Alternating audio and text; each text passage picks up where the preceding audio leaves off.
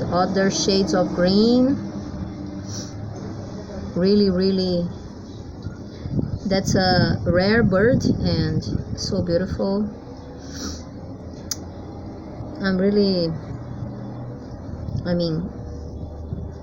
I was really shocked when I found it, because it's really rare to find those kind of things, you know, especially on the ground.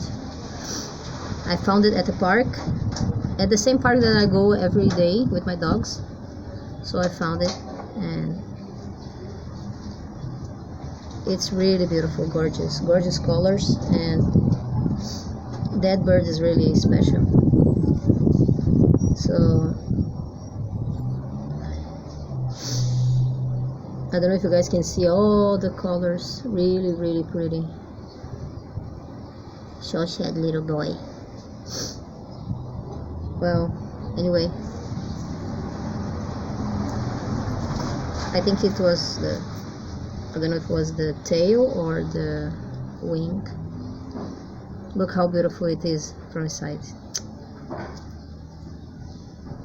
Wow, so beautiful, isn't it? Thank you guys so much for watching, and see you next time.